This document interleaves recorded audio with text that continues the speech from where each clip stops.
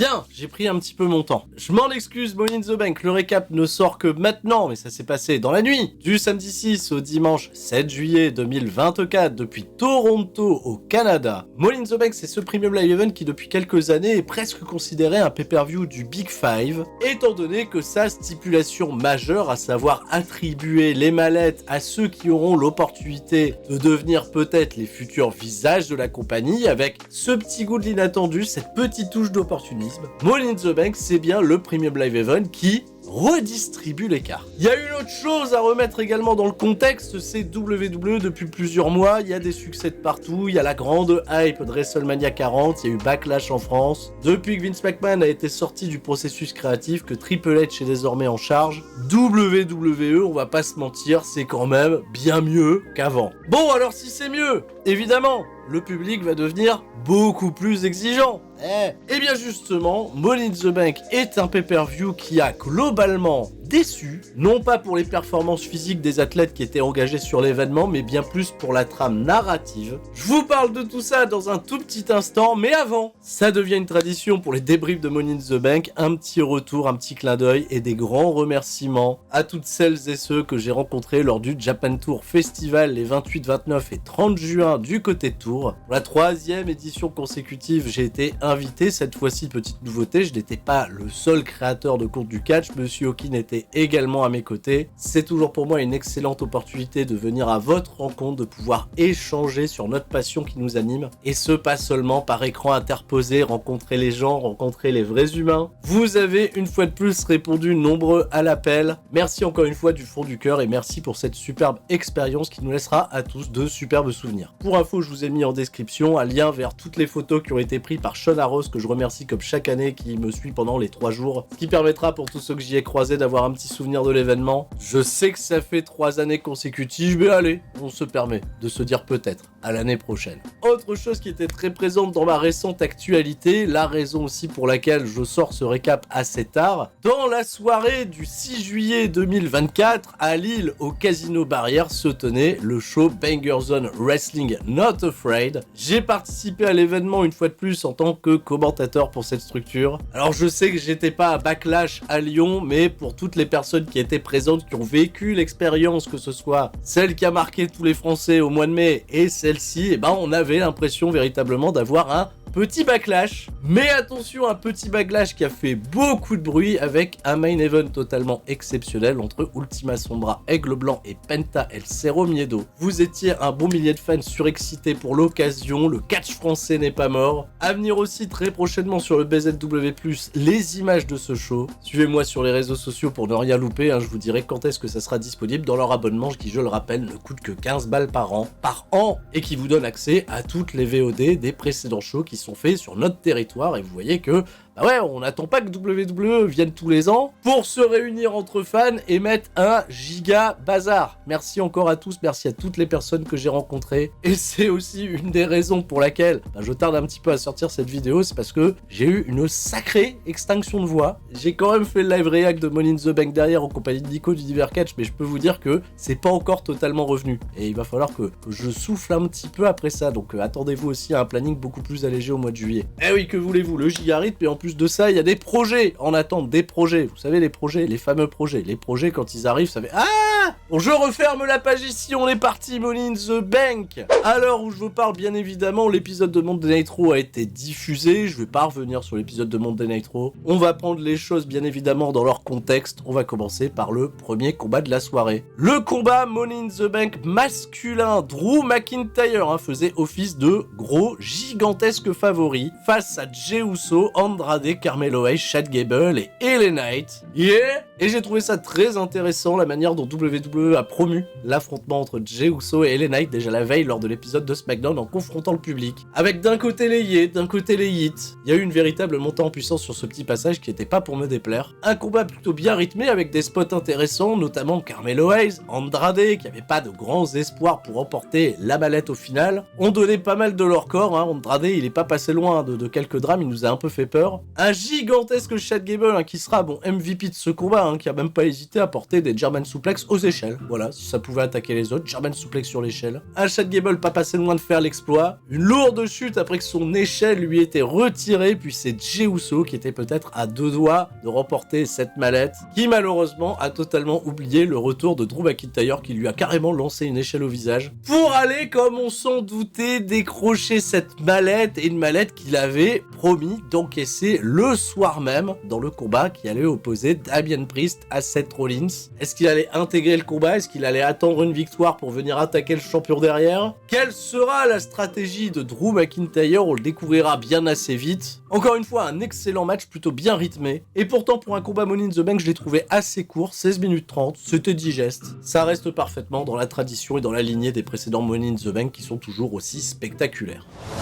Second match de la soirée, Sami Zayn défend le championnat intercontinental contre Bron Breakker. Même si Sami Zayn est à domicile puisque l'événement a lieu au Canada, j'ai trouvé la réaction du public assez timide. Ouais, on a connu plus de bordel pour Sami Zayn dans d'autres pays. Ça reste quand même satisfaisant, mais ça va me permettre d'enchaîner sur un autre point qui me dérange un petit peu en réalité, hein, les fameux compteurs de décibels qui incitent le public à faire de plus en plus de bruit dès lors que ce compteur, hein, il apparaît pas que pour nous, il apparaît également dans l'arène. Ça fausse un petit peu les réactions provoquées par le public, et c'est clairement pour aller déloger la grosse ambiance qu'il y a eu à Backlash, hein, d'ailleurs au Triple H. Ouais, il s'en prive même plus, hein, il le dit clairement. Alors, au Toronto, est-ce que vous allez faire mieux que la France? Ah, la France! Il peut utiliser tous les compteurs de décibels qu'il veut. La France, il n'y avait pas de compteur, il y avait juste de l'osmose, il y avait juste une grosse énergie, de la passion. Rassurez-vous, ce soir encore, on restera imprenable. Hein. Ah oui, non, là, les 115 qui ont été faits par John Cena plus tard. Ah oui, non, on s'en fout, on dira pas truquer les chiffres, on était les plus forts, voilà, c'est tout, c'est comme ça. Est-ce que Sami Zayn, lui, va rester fort face à Bron Breakker qui a tout pété sur son passage, un dernier segment à Monday Electro qui était particulièrement chouette, et ça s'est ressenti sur la physionomie du match avec un Sami Zayn avec une grosse I will not die attitude face à un Bron Breakker qui lui a fait passer un sale quart d'heure, mais un Sami Zayn toujours aux aguets, toujours prêt à sortir une esquive de nulle part. Et si vraiment la spire de Bron Breakker était l'arme fatale qui était capable de mettre fin au combat et de couronner un nouveau champion, bah il y aura aucune spire sur l'intégralité de ce combat. Sami Zayn a toujours trouvé des parades, a réussi à esquiver les tirs, et Sami Zayn va réussir à conserver ce championnat intercontinental après un Helluva Kick. La fin de match était plutôt cool, et puis je souligne quand même la position assez forte de WWE de pas avoir tout donné sur un plateau d'argent à Bron Breakker, dont la fougue et l'insolence ne lui a pas permis de remporter la victoire. C'est un Sami Zayn à l'expérience, bien plus réaliste dans la transformation, qui va conserver ce championnat intercontinental. On se doute qu'il y aura des suites à tout ça. On se doute que Bron Breakker, il sera frustré de pas avoir battu Sami Zayn sur sa première tentative. Ça risque peut-être un peu plus de libérer sa fureur, et qui sait, peut-être une revanche du côté de SummerSlam. 13 minutes 15, peut-être pas l'immense banger que certains attendaient, on en garde sous le coude. Si l'affiche vient à se répéter, je pense qu'on aura vraiment du grand divertissement pour le plus gros show de l'été. C'est le moment pour nous d'accueillir Trish Stratus, qui est la host de cet événement, originaire de Toronto au Canada. C'est toujours sympa de revoir Trish Stratus, bel accueil de la part du public, on l'avait déjà vu dans le pré-show. Et Trish Stratus nous annonce la venue surprise de John Cena.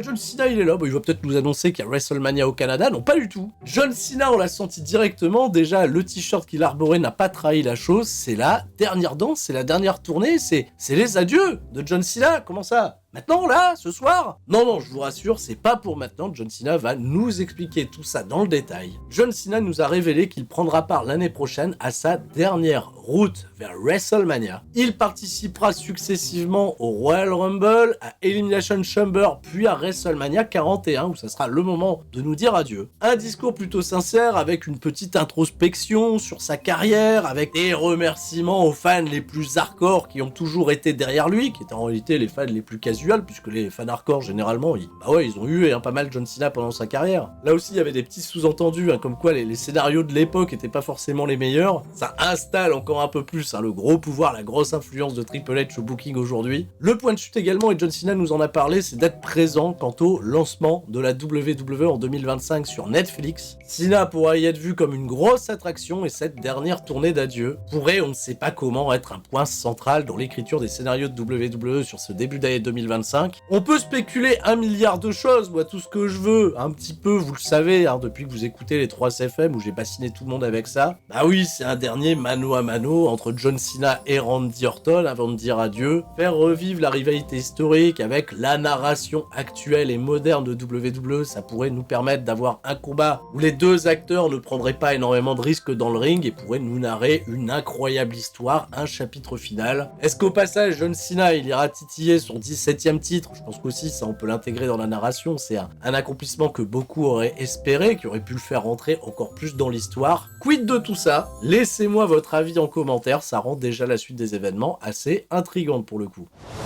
Avant de passer au prochain combat qui a été un gros point de débat sur la soirée, c'est là où ça a peut-être commencé à merder. Damien Priest défend le championnat World Heavyweight contre Seth Rollins, avec on s'en doute un Drew McIntyre qui risque d'encaisser sa mallette comme il nous l'avait promis. Je prends une minute de votre temps pour remercier Oli qui sponsorise cette vidéo. Oli Energy est toujours le partenaire de la chaîne en 2024 et je suis ravi de vous annoncer que ça sera notre partenaire jusqu'à la fin de cette année. Toujours la boisson qui vous accompagne toute la journée à travers ces 3 gammes, énergie, iced tea et hydratation, toujours moins de sucre, toujours moins de bullshit et des saveurs aux arômes naturels et également des éditions limitées qui se sold out à la vitesse de la lumière. Ah oui. Si vous hésitez encore et que vous souhaitez tester les différentes saveurs, les packs découvertes sont là et seront la porte d'entrée parfaite pour tomber amoureux de la saveur pamplemousse dans la gamme hydratation, c'est toujours ma préférée, de la saveur pêche blanche ou encore du strawberry kiwi, toujours 5 € de réduction sur votre première commande avec le code STURY5 et 10% de remise sur tous vos achats avec le code STURY. Le lien affilié qui enregistre automatiquement votre réduction est toujours dans la description. Merci encore pour votre soutien sur ces précédents mois et de votre soutien à venir. Et merci à Oli de soutenir les chaînes qui parlent de catch.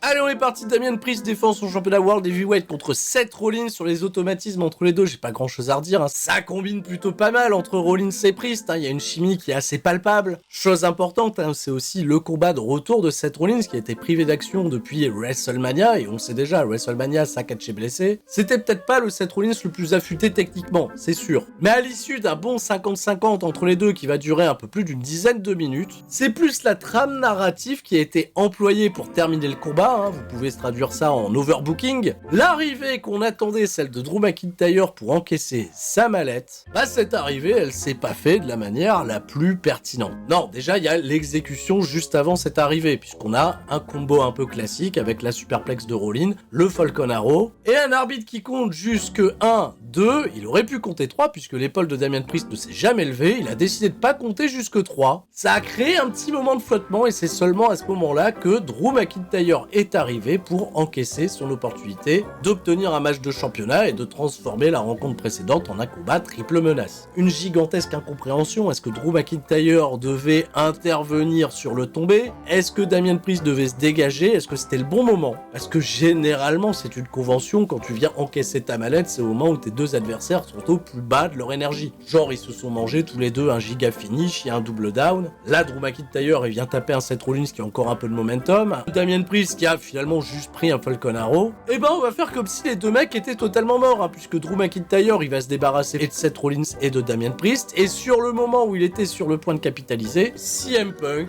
bien sûr, évidemment, CM Punk est arrivé, lui coûter son opportunité, sans porter la moindre séquelle de son passage à tabac d'il y a 2 semaines. CM Punk est venu une fois de plus baiser Drew McIntyre comme en Écosse, sauf qu'à la différence de l'Écosse, bah là il avait le droit, là c'est un combat triple menace, on peut faire des interventions, c'est dans les règles arbitrales. Hein. Damien Priest il va capitaliser, il va remporter la victoire après un coup de ceinture de CM Punk sur Drew McIntyre, il porte son finish 1, 2, 3, on n'en parle plus. Est-ce que c'est la fois de trop? Bah oui, évidemment, tout à fait, le programme il avait absolument pas besoin qu'on sacrifie une mallette qui aurait pu être un élément scénaristique important pour tout le restant de l'année. Je crois qu'il y avait suffisamment déjà de hits palpables entre Drew McIntyre et CM Punk. Et ça, le public l'a bien compris, hein, les appréciations sur le match, j'ai bien compris que globalement c'était un petit peu redondant, un petit peu lourd, hein, l'overbooking. Fait intéressant cependant, c'est peut-être mon seul gros point positif sur le combat, l'interaction à la toute fin entre Seth Rollins et CM Punk. Puisqu'en coûtant la victoire à Drew McIntyre, CM Punk il a également privé Seth Rollins de son opportunité de devenir champion, et de son unique opportunité de devenir champion, si on en croit également les accords qui avaient été passés entre le champion et le challenger avant le combat de Money in the Bank. Spoiler alerte d'ailleurs, hein, je vais parler très brièvement de Monday Night Raw. Étant donné que Seth Rollins il a félicité Damien Priest de ne pas avoir fait intervenir le Judgment Day dans le combat. Et bah Damian Priest il lui a dit je pouvais pas prévoir pour CM Punk, alors t'auras d'autres opportunités s'il reste champion après Gunther. Ah bah alors, ils décident ce qu'ils veulent en fait. Bon, en effet, je suis un petit peu piste, je suis pas forcément content de ce résultat, je pense que la mallette elle aurait pu servir à d'autres personnes cette année, dont notamment, j'en avais parlé, j'aurais aimé qu'Ilya Dragunov se qualifie, remporte cette mallette et aille encaisser son opportunité pour affronter Gunther à Bash in Berlin, ça aurait été un main event totalement fou pour nos amis allemands. On va donc compter un petit peu plus sur les éléments scénaristiques autour de la mallette côté féminin. Dites-moi bien évidemment ce que vous en avez pensé dans les commentaires. Est-ce que les gens qui râlent sont juste aigris? Est-ce que l'overbooking tue pas petit à petit l'essence même du produit? Je serais intéressé de vous lire et je passe bien évidemment au prochain combat. Le Money in the Bank féminin avec Yoska, Lyra Valkyria, Naomi, Zoe Stark, Chelsea Green et Tiffany Stratton. Du très très bon rythme pour ce combat de 17 minutes que j'ai, préféré au combat masculin. Il y avait en effet des prises de risque peut-être un peu inutiles, on espère qu'il n'y a pas eu beaucoup de casse. Il y a Zoe Stark qui nous a fait peur sur son spot final, Yoska, on a eu très très peur aussi sur la Power Slam. Un spot très malin de la part de Naomi qui nous a refait une Jean-Claude Van Damme à la perfection, enfin presque à la perfection, je sais pas ce que vous en avez pensé. Une Lyra Valkyria que j'ai vraiment trouvé très très forte, qui a apporté beaucoup de fraîcheur à ce type de combat. Et la cerise sur le gâteau, ça a été vraiment cette utilisation de Chelsea Green, qui était à chaque fois la plus stratège, la plus opportuniste, et en plus de ça, elle a été portée par tout le public canadien, étant donné que Chelsea Green est elle-même canadienne. Tout en campant son personnage qu'elle a habituellement, une petite association qui avait été faite un peu plus tôt avec Tiffany Stratton, c'est un peu triste parce que c'est Tiffany Stratton qui va lui sucrer son opportunité de décrocher la mallette au moment qui paraissait le plus féerique pour le public. Malheureusement pour Chelsea Green, une chute vertigineuse de l'échelle vers des tables installées en contrebas, un bump super impressionnant et des tables en plus de ça qu'elle avait installées plus tôt avec Tiffany Stratton. C'est pour vous dire,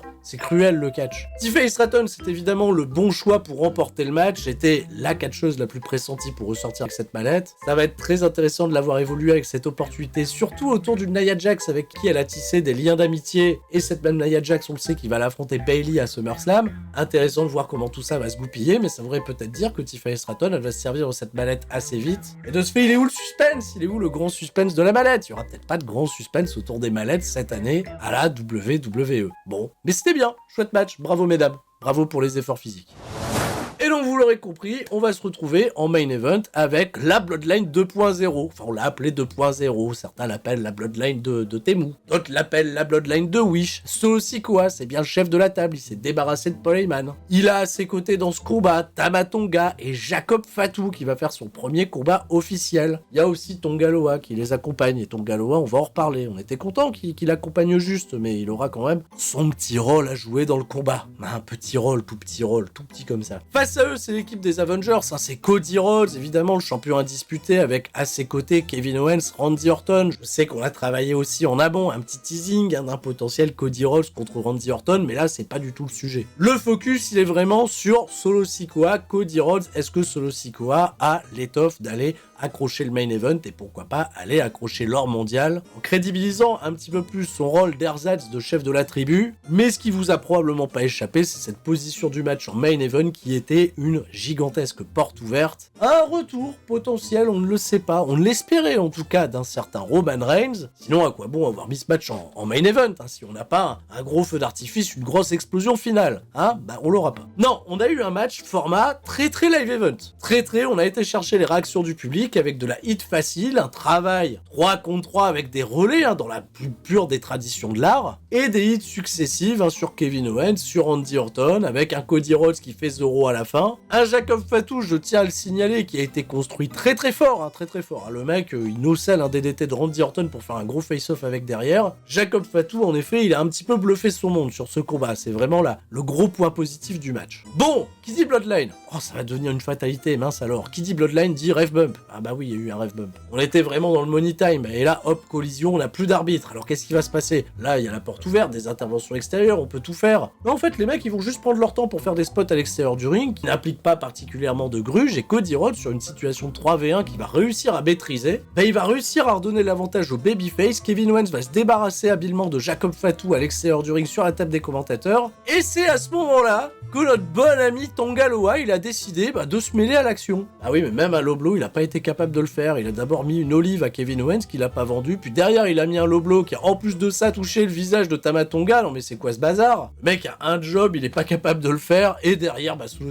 Sikoa, ils ont capitalisé, ils ont réussi à remporter la victoire. Intéressant, attention, Solo Sikoa, il gagne sur Cody Rhodes. Cody Rhodes qui prend le pin. Pas que ça me dérange que le champion il prenne le tombé pour crédibiliser vraiment Solo Sikoa, sauf que, bah oui, j'ai l'impression que le public il a pas envie de voir un Solo Sikoa beaucoup trop crédible. Bah oui, mais que voulez-vous, il faut un adversaire très très fort pour le retour de Roman Reigns. Alors on sacrifie Cody Rhodes. Pas grave, il est toujours champion. On a réveillé l'arbitre qui est venu compter 3 et puis basta. Voilà, la Bloodline 2.0 est très très forte et pas d'arrivée de Hikuleo, d'un Paul Heyman de substitut. Non, non, la Bloodline, les 4 là, ils ont battu les Avengers du catch. Une victoire très très forte qui va permettre potentiellement de construire Solo Sikoa contre Cody Rhodes facilement pour SummerSlam. Ah, y a pas besoin de justifier quoi que ce soit. On y va, on prend la direction. Bon, c'est débattable, c'est débattable. Est-ce que le pin, il fallait le faire sur Cody Rhodes impérativement? C'est dommage parce que ça va pas laisser le dernier tombé que Cody Rhodes a subi des mains de The Rock. Peut-être ramener The Rock plus tard dans les histoires, surtout aux alentours de WrestleMania, on s'en doute. Quand est-ce que Roman Reigns va revenir? Ça aussi, il y a beaucoup de personnes qui se posent la question. Une manière un petit peu étrange de terminer ce pay-per-view qui était vraiment pas le meilleur de cette année 2024. Encore une fois, un merci pour l'intégralité de l'athlétisme, des efforts physiques pendant les 2 combats des Money in the Bank. On prend beaucoup de risques pour le divertissement. Ce que je critique encore une fois principalement, c'est l'écriture. Et vous le savez, sur cette chaîne, on critique principalement l'écriture. Hein. Je pense qu'il y a plein de catcheurs qui pourraient être super bien installés à la WWE avec une meilleure écriture. Ça sera tout pour moi, vous le sentez, hein, j'ai la voix un peu éteinte encore, elle est encore un peu fatiguée, mais je tenais à sortir quand même cette review de Money in the Bank, pas prendre trop de retard par rapport à la planification, comme je l'ai dit tout à l'heure, il y aura peut-être un petit peu moins de récap